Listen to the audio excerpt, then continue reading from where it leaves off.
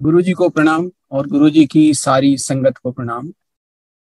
गुरुजी ने बहुत लोगों को, संगत को बोला कि शिव पुराण पढ़ना चाहिए।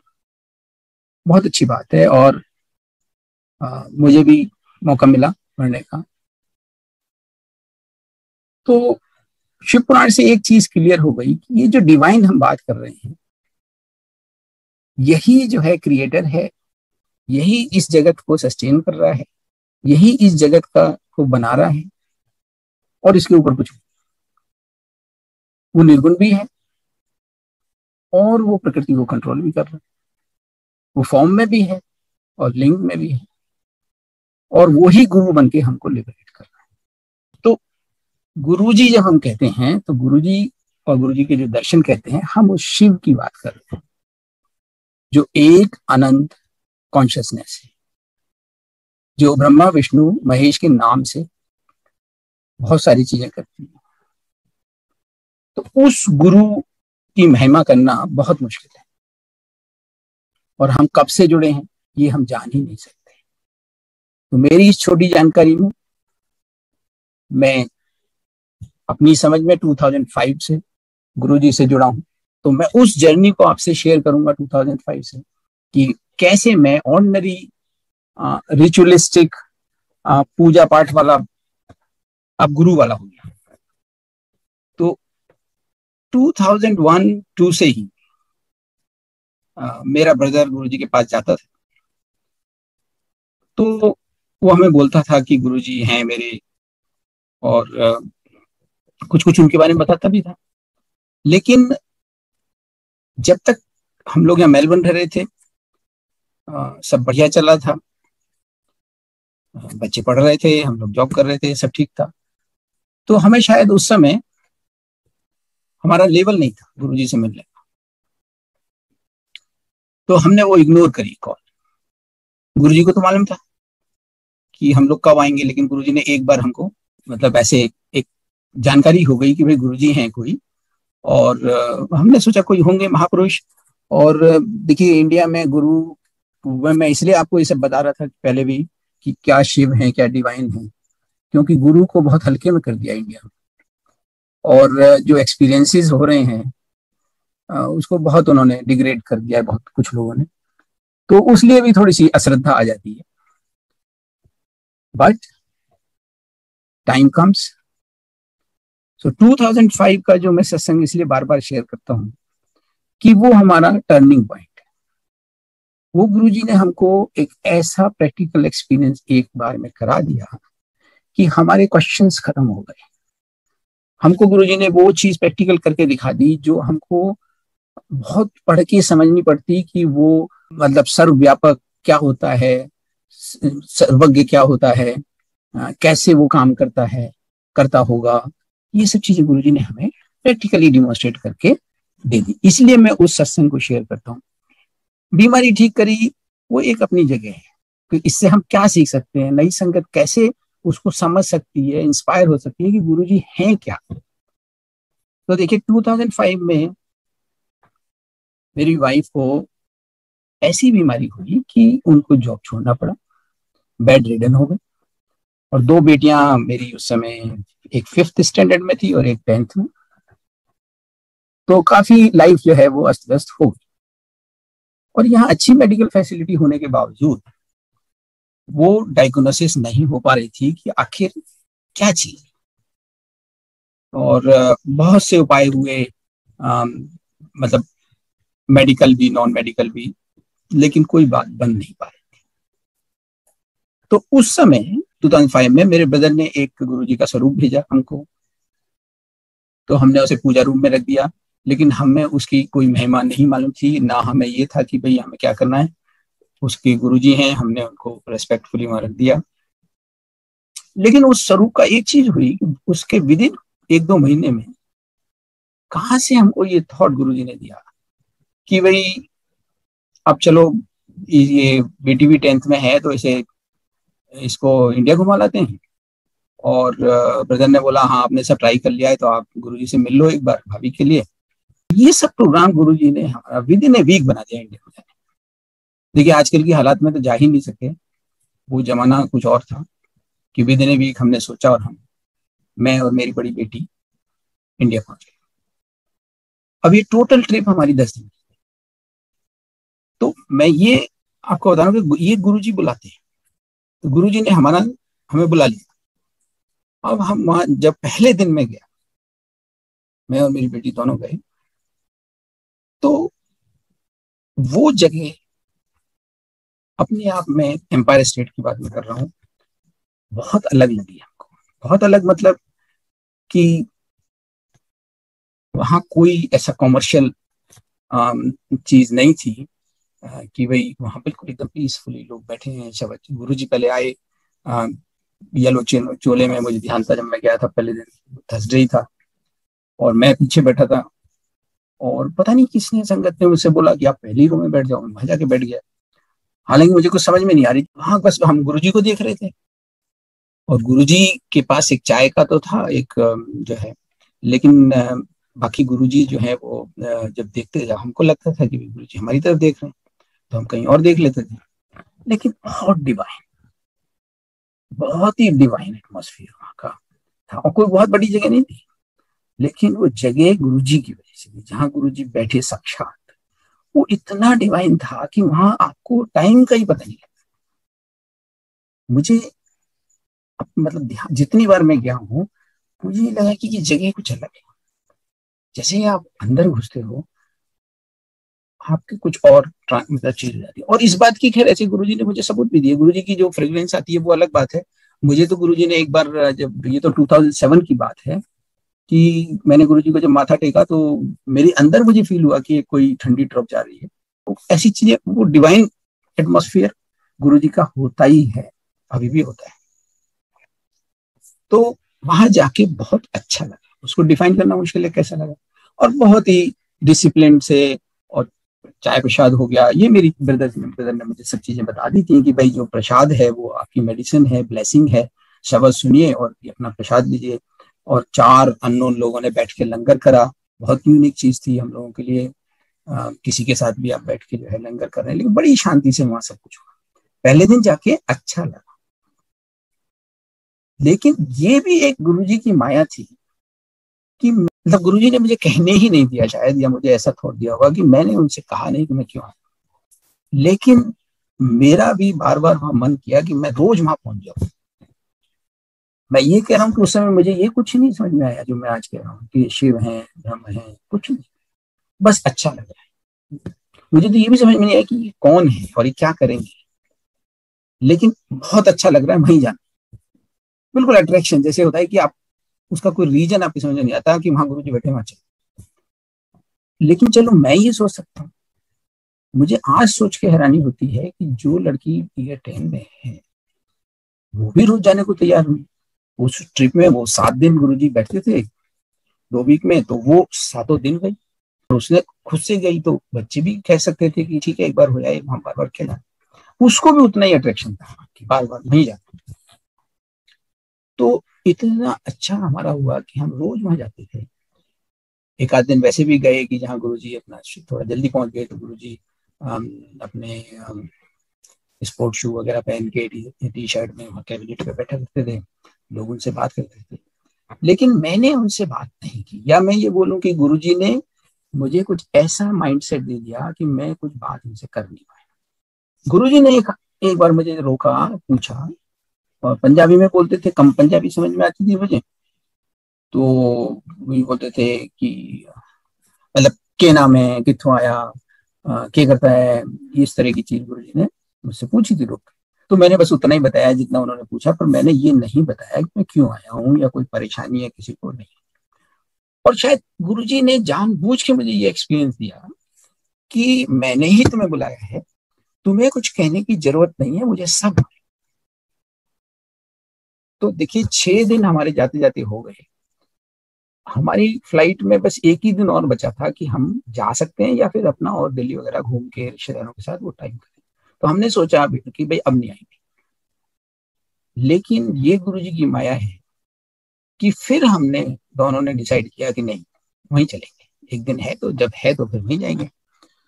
और उस दिन फिर हमने जब लंगर किया, तो लंगर करने के बाद वहां मतलब हाथ धोने के बाद लोग आज्ञा लेके चले जाते थे जनरली।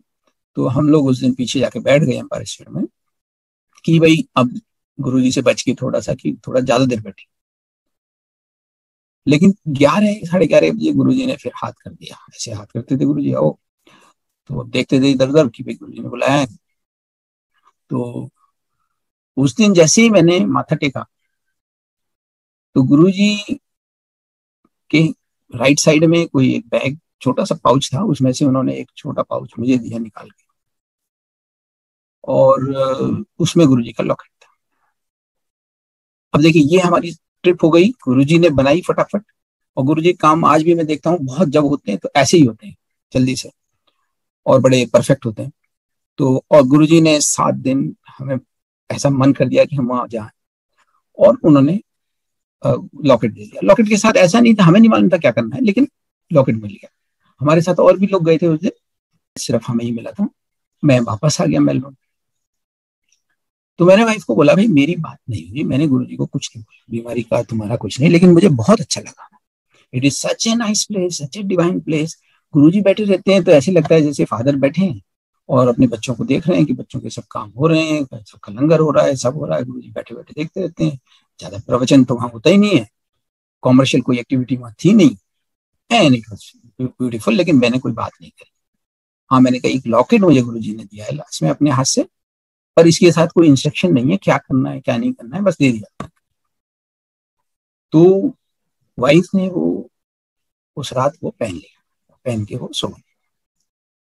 और देखिए गुरुजी ने उनको उसी रात उन्हें अपने डिवाइन दर्शन दिए, और जो जगह उन्हें दिखाई वो उनको बाद में मालूम पड़ी, पहले तो उनको ही नहीं थी कि वो बड़े मंदिर की थी। और गुरुजी ने उनसे बोला कि एज ए डॉक्टर उनका पूरा चेकअप किया ड्रीम में, दिखा तेरे को क्या है, हाथ पैर एक एक उंगली सब चेक। और देखिए संकेत जी उसके बाद उनकी रिकवरी जो हुई फास्ट।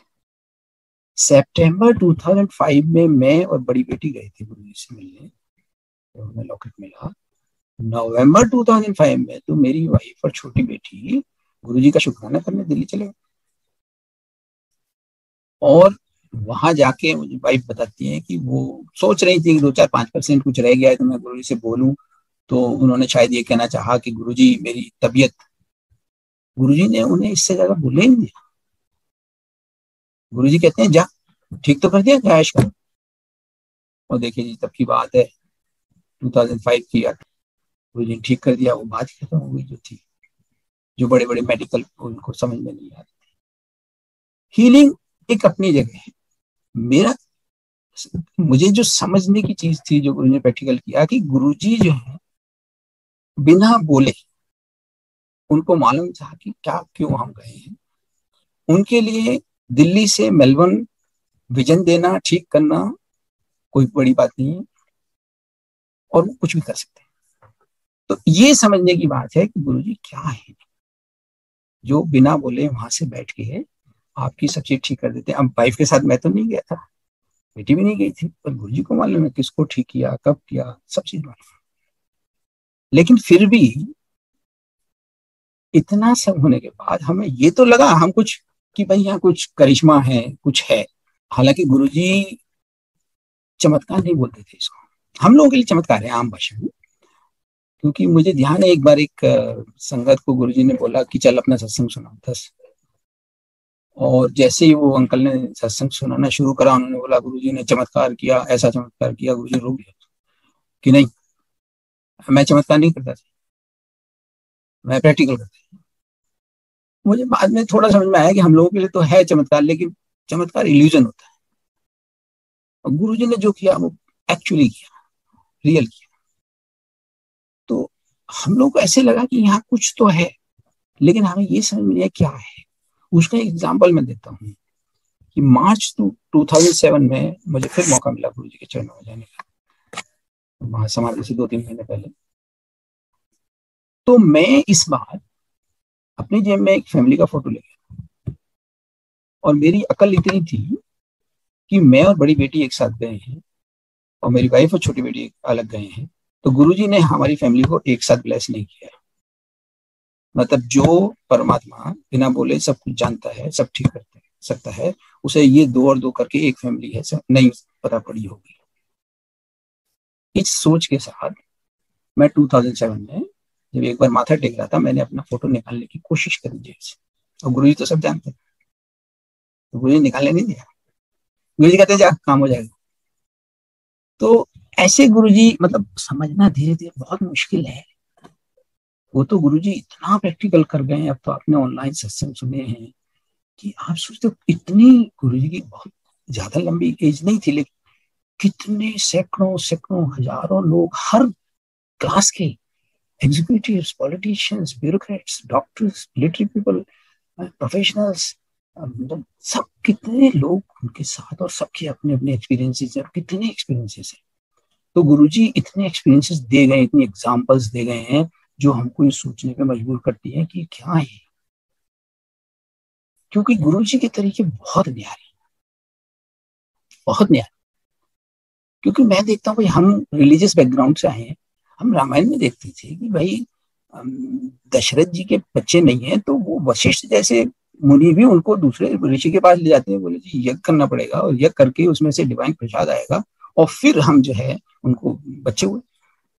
और हमारे गुरु जी, मेरे ब्रदर के सामने रात को कहता 20-25 लोग बैठे थे, गुरु जी ने ऐसे हाथ किया, डिवाइन प्रसाद आ गया। कहता है कि हम सबको बांटा और उसकी फ्रेग्रेंस, बोले 2 हफ्ते तक हमें उसकी फ्रेग्रेंस रही।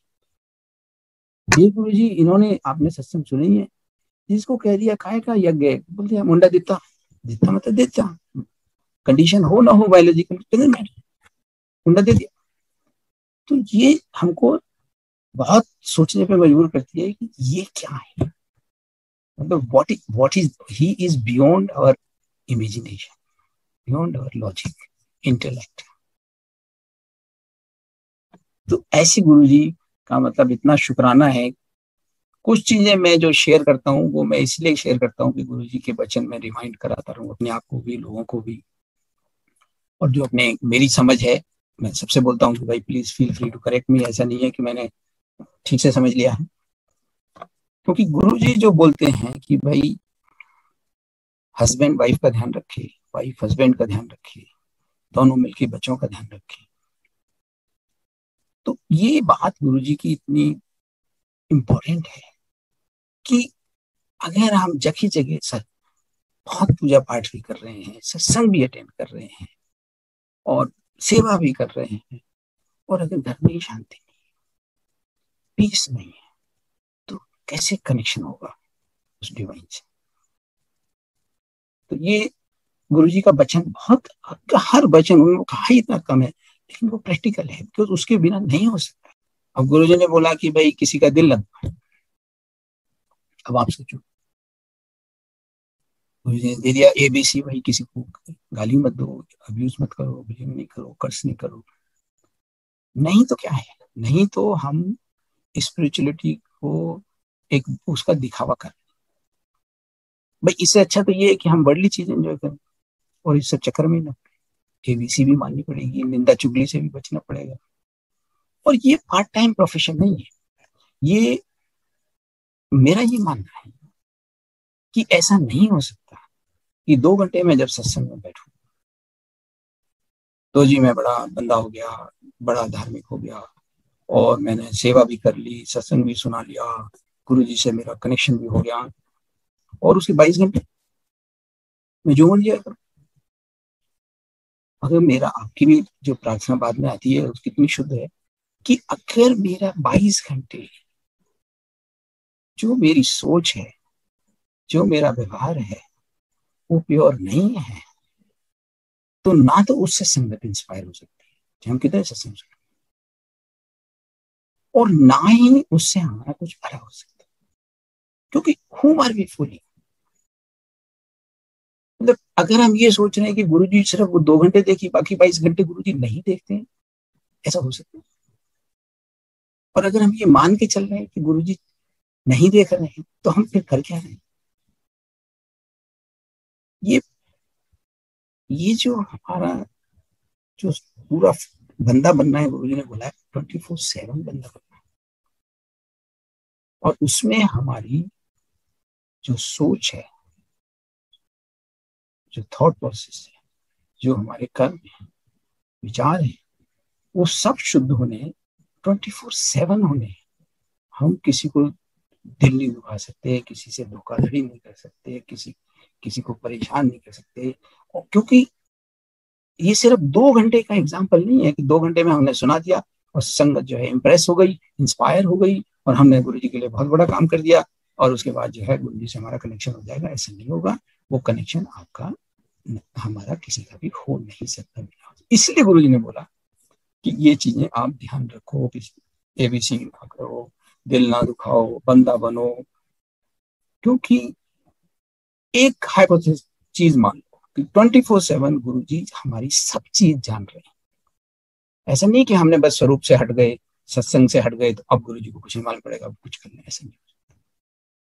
अब मैं छोटी सी बात आपको बताता हूँ।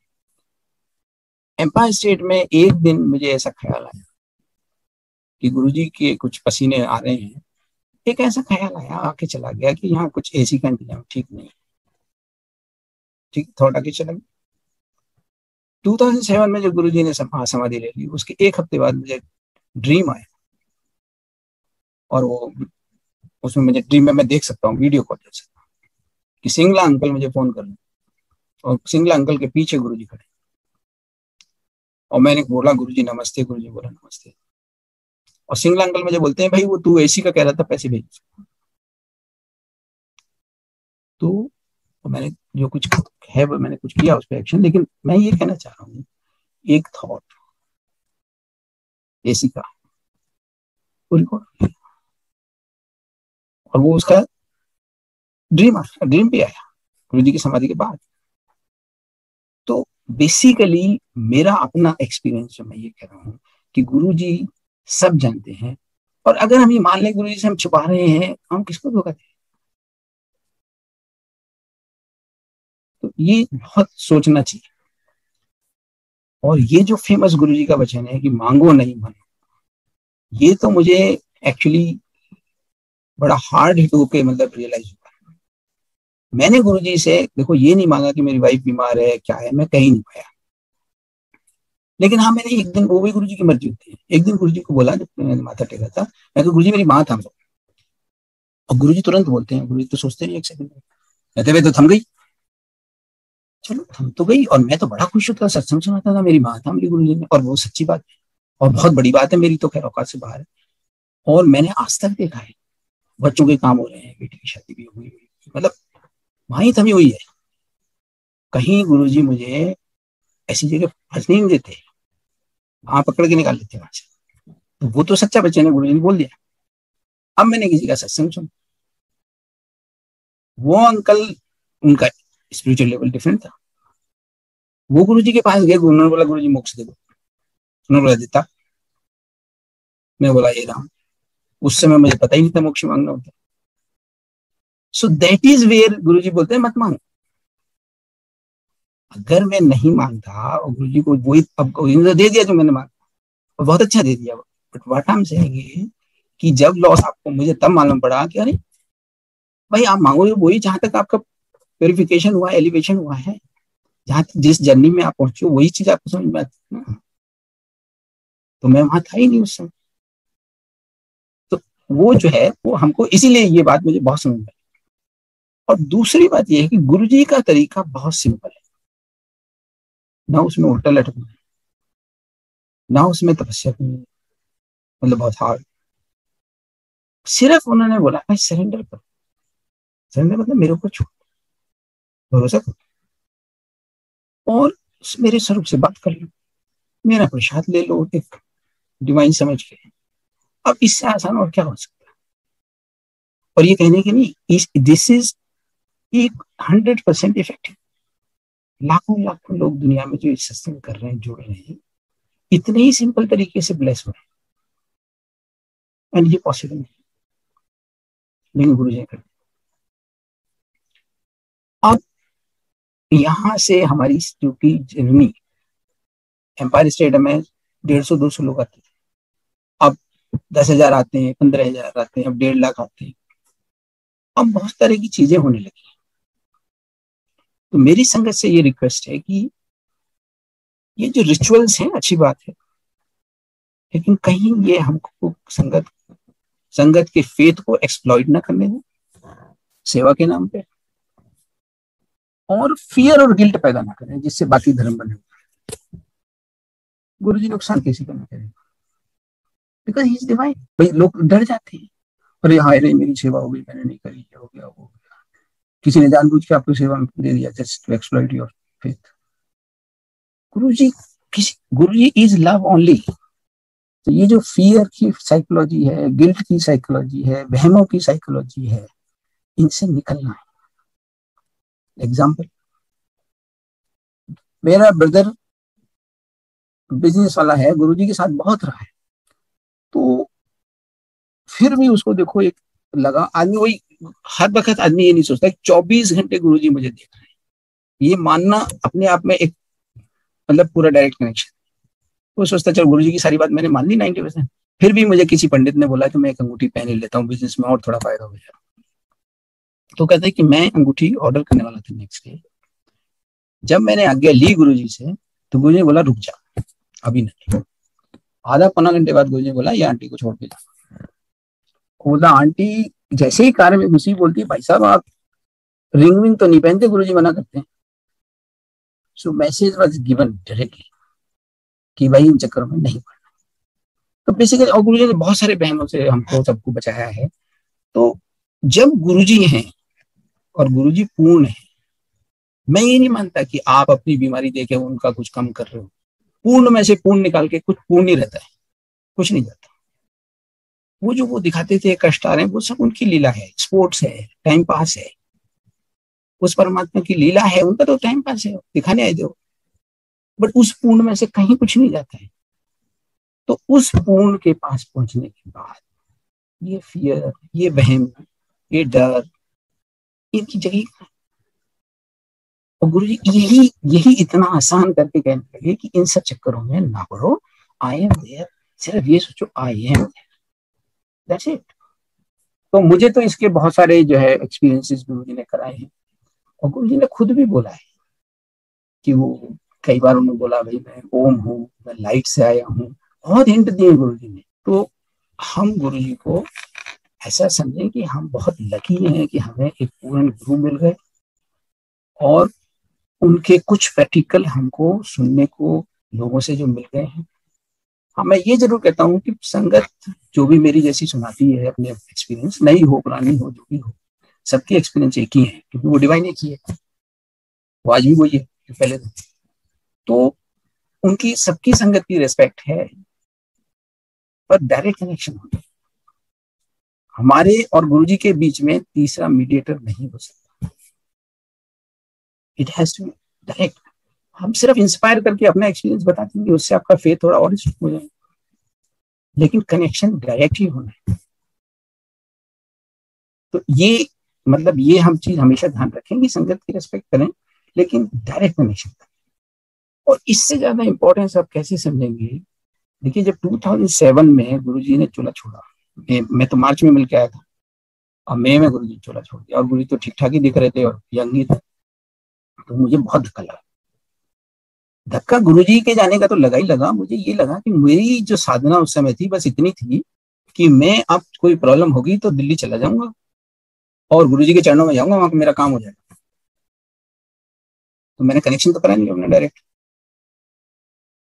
अब मैं जाके यहाँ बड़ा उदास हुआ, रोया रहा एक आध, ठीक है गुरुजी चले गए, और मुझे लगा कि अरे अब तो हमारा कोई सहारा ही नहीं।